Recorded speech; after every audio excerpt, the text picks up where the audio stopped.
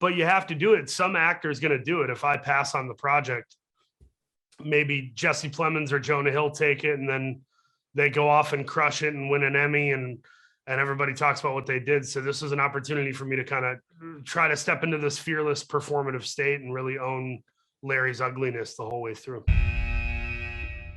Tell me there's a way out of this. Not a quick one.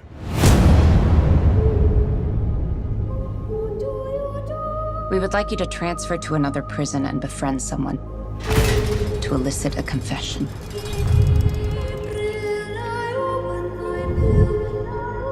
We suspect that this man killed 14 women, but we only have one of the bodies.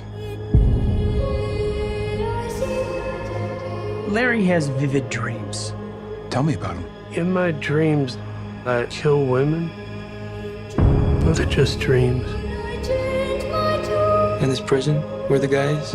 Maximum security specializing in the criminally insane. You want me to check into hell and befriend the demon? Not for all the money in the world. How about freedom? Something I've always wanted to ask you is how haunted are you by your own stories? I just can't imagine sleeping well after being in these headspaces for some time. I have moments. But it's where you get to, you've done it so much, you kind of build up calluses around it.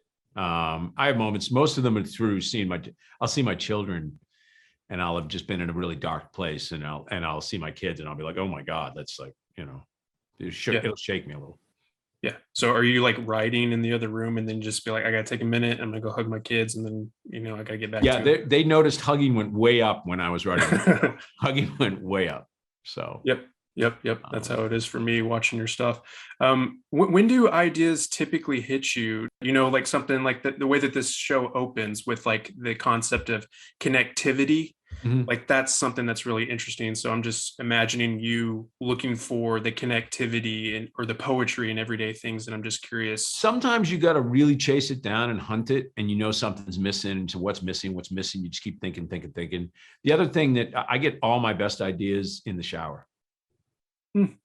But it must be, usually I'm taking a shower very close to waking up.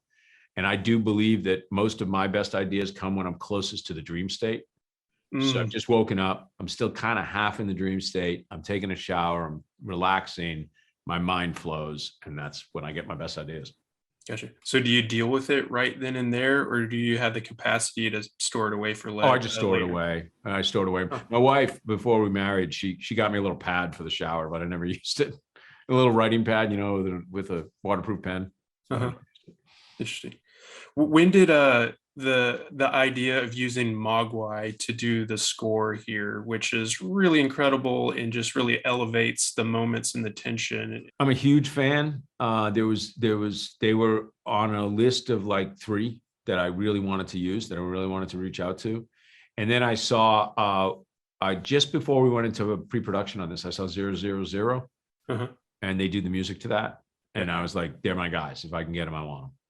Great. Yeah, it was fantastic. I know we're about to wrap up. I'll close out on this. There's a great scene in episode 3 between Jimmy and Larry when they're talking about seasonal smells, buried history, and when they peaked. It's great because while Jimmy is learning more about Larry, he's also learning a lot about himself, which is seemingly unexpected for him. And I'm curious, like, how often are you learning about yourself in the development of these characters and shaping the truth of what may be out there? There's always a little part of you. There's always a little part of you in every single character you create.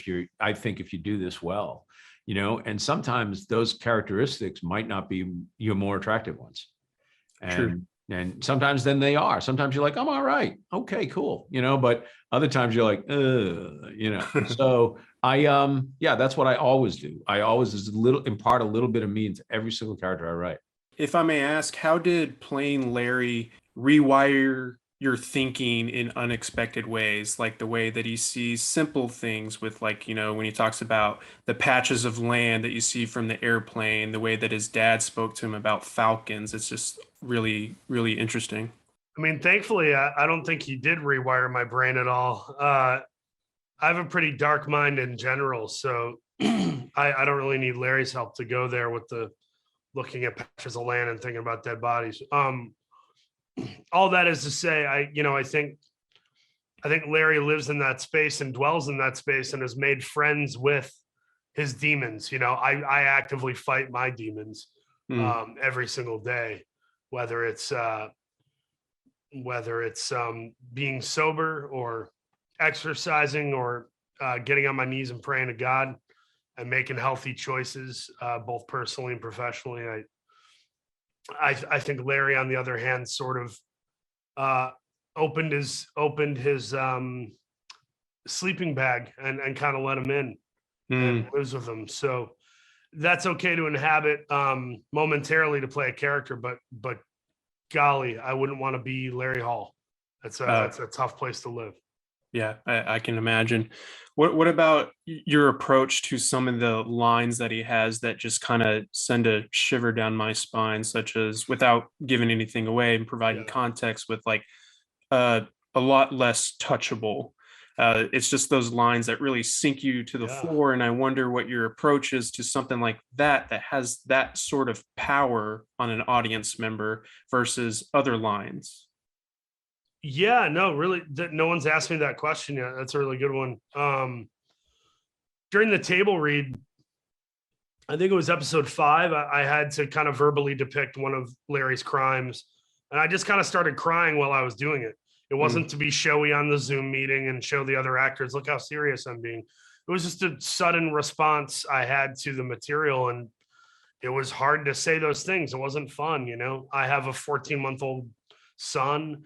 I have 2 sisters. I'm very sensitive to the sort of defenseless state that these young girls were probably in. And it breaks my heart having to verbalize that and depict it in a way where Larry's almost relishing those moments. It's really difficult, but you have to do it. Some actor is going to do it. If I pass on the project, maybe Jesse Plemons or Jonah Hill take it, and then they go off and crush it and win an Emmy, and everybody talks about what they did. So this is an opportunity for me to kind of try to step into this fearless performative state and really own Larry's ugliness the whole way through.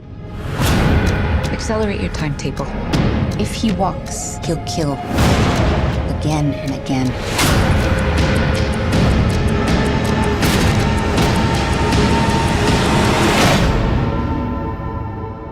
If you think you could be in danger, you are in danger.